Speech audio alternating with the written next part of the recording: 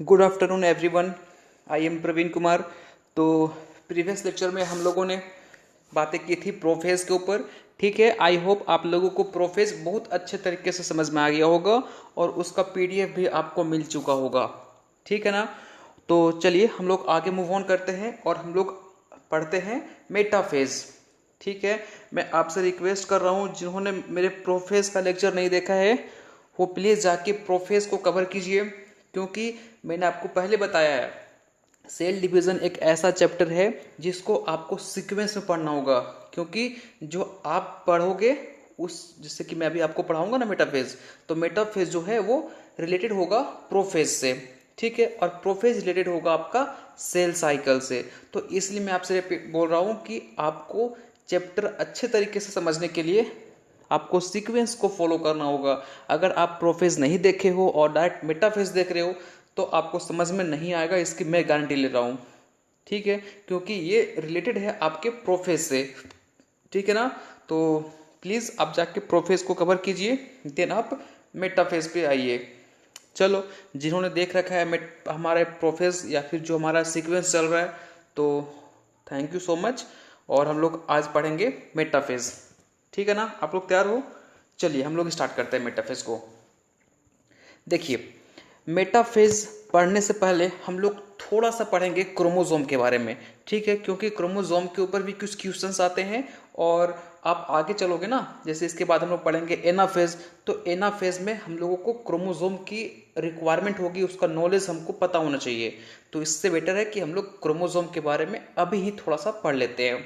ज़्यादा डिटेल में नहीं पढ़ना है, थोड़ा बहुत इन्फॉर्मेशन जो आपको होना चाहिए हम लोग वहाँ पे बात करते हैं। देखिए, सबसे पहले मैंने आपको बताया था इन लेट प्रोफेज क्रोमोसोम का स्ट्रक्चर कैसा हो जाता है, क्रोमेटिड लाइक।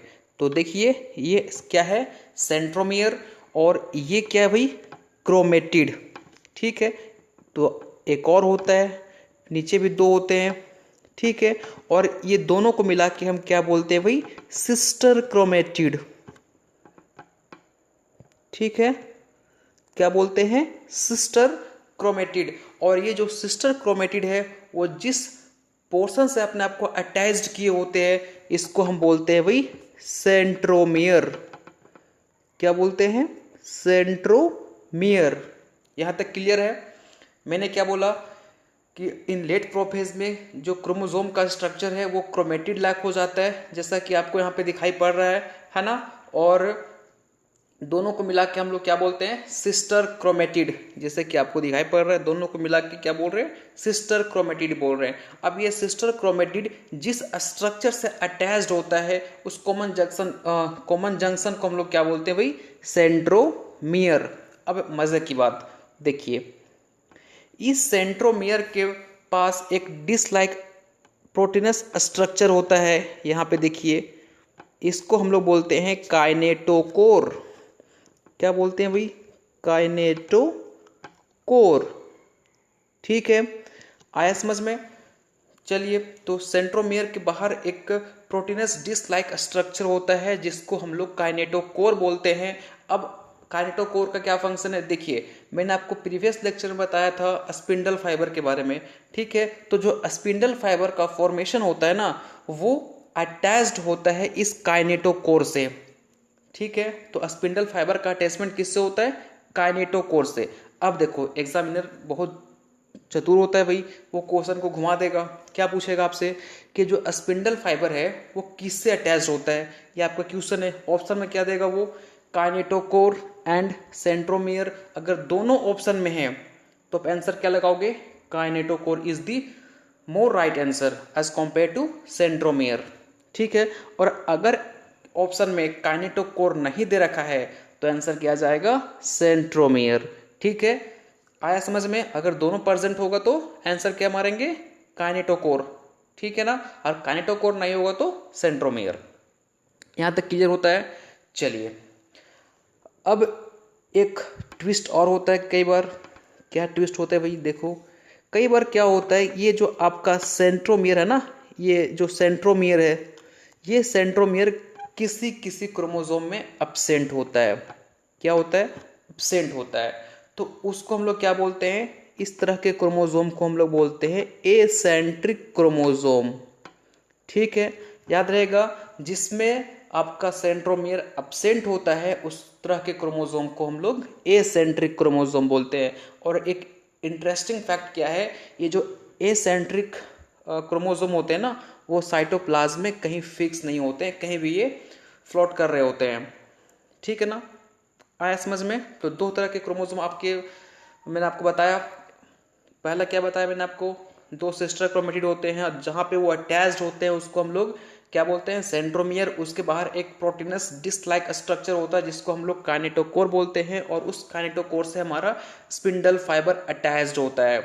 ठीक है, दूसरा मैंने आपको बताया कि ऐसे क्रोमोसोम जिसमें सेंट्रोमियर नहीं होते हैं उसको हम लोग एसेंट्रिक क्रोमोसोम बोलते हैं, और ये हमारे साइटोप्लाज्म में कहीं भी होते हैं, इनका कोई फिक्स पोजीशन नहीं होता है, ये हमारे साइटोप्लाज्म में फ्लोट कर रहे होते हैं। ठीक है, आया समझ में यहाँ तक? तो देखो, मैं बातें इसलिए रिपीट करता हूँ ना ताकि आपको याद हो जाए। ठीक है, इन बिटवीन लेक्चर ही आपको याद हो जाए, बाद में आपको नोट्स बना के रटने की जरूरत नहीं पड़े। ठीक है ना, इसलिए मैं बार बार रिपीट करता हूँ। चलिए हम लोग अब बात आगे करते हैं और पढ़ते हैं टाइप्स ऑफ क्रोमोसोम। देखते हैं क्रोमोसोम कितने तरह का होता है। देखिए, सबसे पहले हम लोग समझते हैं, देखिए ये आपका सेंट्रोमियर है, ये आपका क्या है, क्रोमेटिड। अगर सेंट्रोमियर बीच में है, ठीक है, मैं क्या बोल रहा हूँ, अगर सेंट्रोमियर बीच में प्रेजेंट है, दोनों क्रोमेटिड के बीच में है, तो इस तरह के क्रोमोसोम को हम लोग बोलते हैं मेटासेंट्रिक क्रोमोसोम। ठीक है, कब बोलेंगे मेटासेंट्रिक? मेटा का मतलब मिडिल में, बीच में।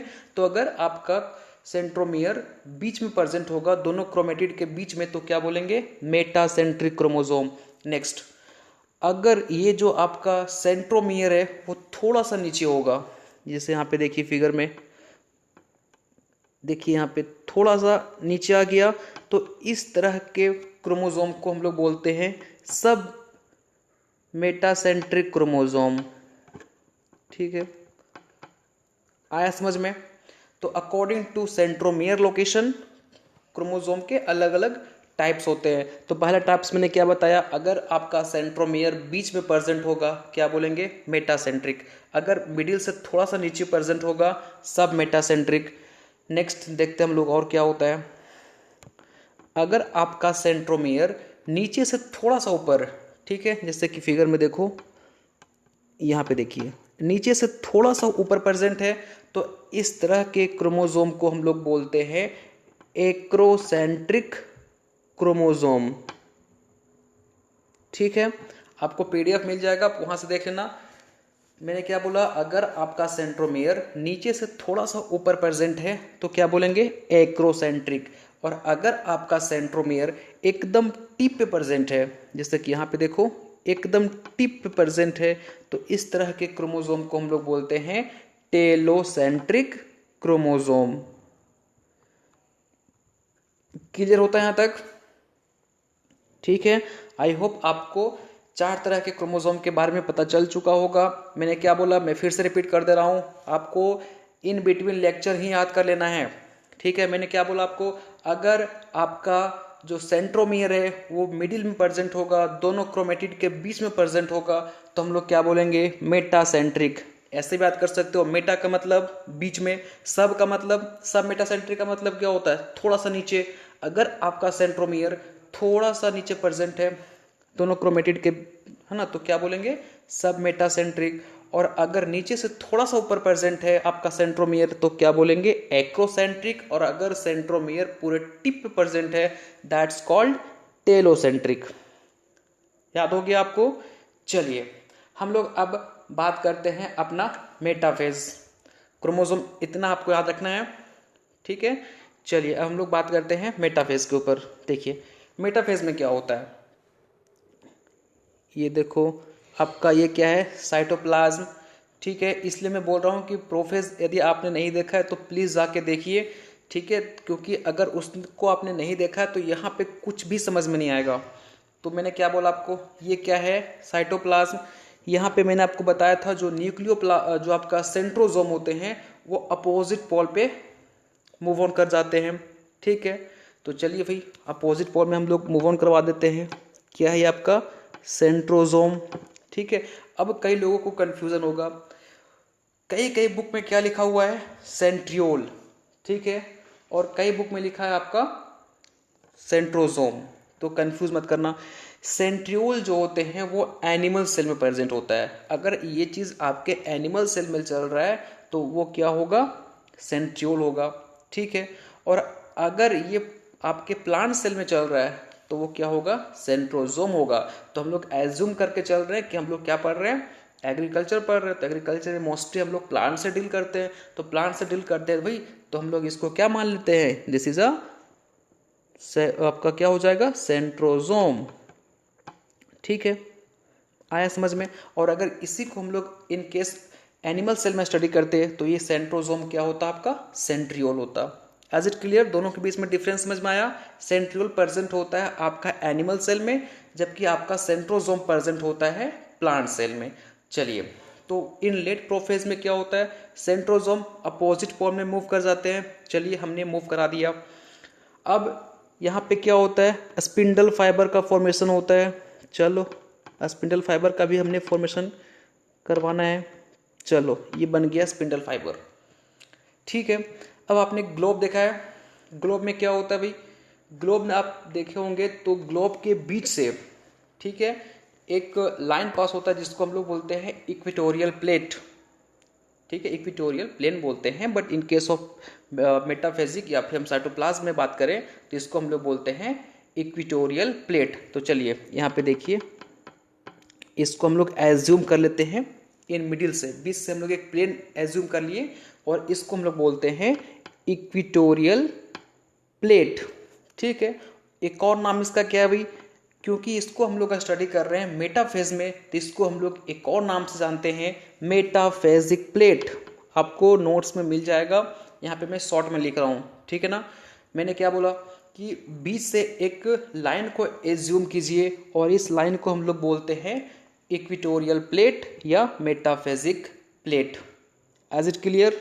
चलिए, अब क्या होगा, यहाँ पे क्या होता है, जो आपके क्रोमोजोम होते हैं, ठीक है, आपने देखा था कि जो लेट प्रोफेज होता है उसमें आपका क्रोमोजोम कहीं भी साइटोप्लाज्म में फ्लोट कर रहा होता है, बट जब मेटाफेज में पहुंचता है ना, तो जो क्रोमोजोम होते हैं वो आके बाय मीन्स ऑफ सेंट्रोमियर अपने आप को अटैच कर लेते हैं एक इक्वेटोरियल प्लेट पे। देखिए, तो यहाँ पे क्या होगा, आपका जो क्रोमोजोम होंगे वो सेंट्रोमियर के माध्यम से क्या होंगे, अपने आप को अटैच्ड कर लेंगे।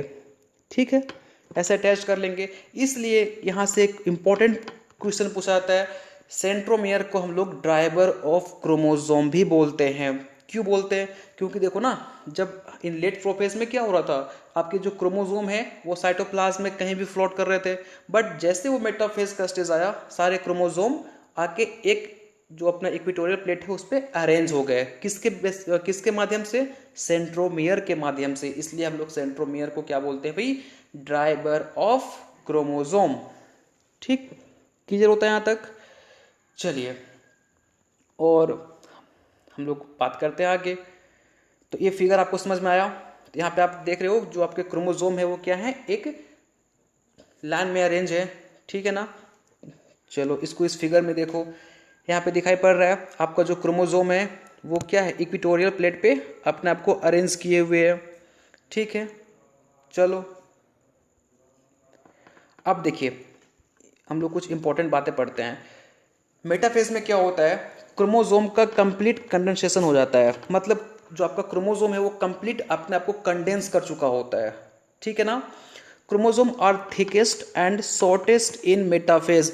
जैसे ही क्रोमोजोम आपका मेटाफेज में पहुंचता है, क्रोमोजोम अपने आप को पूरा ठीक कर लेता है। अब देखो, ठीक होगा तो छोटा भी हो जाएगा, बिल्कुल छोटा होगा तो छोटा होता है और ठीक होता है। इसलिए मेरी बात को ध्यान से सुनिए, इसलिए मेटाफेज को हम लोग बेस्ट स्टेज मानते हैं टू स्टडी ऑफ क्रोमोजोम। तो पूछा जाता है कई बार, क्रोमोजोम को हम लोग किस फेज में बेटर स्टडी कर सकते हैं, मेटाफेज में। एज इट क्लियर, क्रोमोजोम को सबसे अच्छा हम किस फेज में स्टडी कर सकते हैं, मेटाफेज में। कई बार पूछा गया है। ठीक। इन मेटाफेज लार्जर क्रोमोसोम लाई टुवार्ड्स पेरीफेरी, बिल्कुल। मेटाफेज में क्या होता है, जो क्रोमोसोम आपके बड़े होते हैं वो कहाँ पाए जाते हैं, पेरीफेरी। पेरीफेरी का मतलब क्या होता है, यहाँ पे देखो ये सर्कल है, पेरीफेरी का मतलब होता है किनारा में, जैसे यहाँ पे देखो ये हो गया आपका पेरीफेरी, ठीक है। तो मेटाफेज में क्या होता है, जो बड़े साइज के क्रोमोसोम होते हैं ना वो कहाँ पाए जाते हैं, पेरीफेरी में, ठीक है। और जो आपके स्मॉलर साइज के क्रोमोसोम होते हैं वो कहाँ पाए जाते हैं भाई, सेंटर में। तो ये पॉइंट याद रखना, सबसे इंपॉर्टेंट पॉइंट जो आप क्वेश्चन प्रीवियस ईयर्स के क्वेश्चन लगाओ तो ये क्वेश्चन आपको 100% मिलेगा कि which phase have best stage of study chromosome, ऐसा कौन सा फेज है भाई जिसमें हम क्रोमोसोम की बेटर स्टडी कर सकते हैं। तो आंसर क्या जाएगा, मेटाफेज। ठीक, क्लियर होता है यहाँ तक। चलो आगे मूव ऑन करते हैं। अब देखिए अब क्या बोलता है, chromosome get arrange on equator to form metaphase plate और इक्वेटोरियल प्लेट। मैंने बताया आपको जो क्रोमोसोम होते हैं वो अपने आप को इस प्लेट पे क्या कर लेते हैं, अरेंज कर लेते हैं, ठीक है। उस प्लेट का नाम क्या है, मेटाफेजिक प्लेट या इक्वेटोरियल प्लेट, ठीक है। आया समझ में। तो आई होप सो मेटाफेज में इतना इनफ है, इससे बाहर क्वेश्चन नहीं आते हैं। इसके पीडीएफ आपको प्रोवाइड कर दिया जाएगा, आप जाके डिस्क्रिप्शन बॉक्स से डाउनलोड कर सकते हो। और हम लोग नेक्स्ट लेक्चर में मिलेंगे एनाफेज को लेके, ठीक है ना। तब तक के लिए थैंक यू सो मच।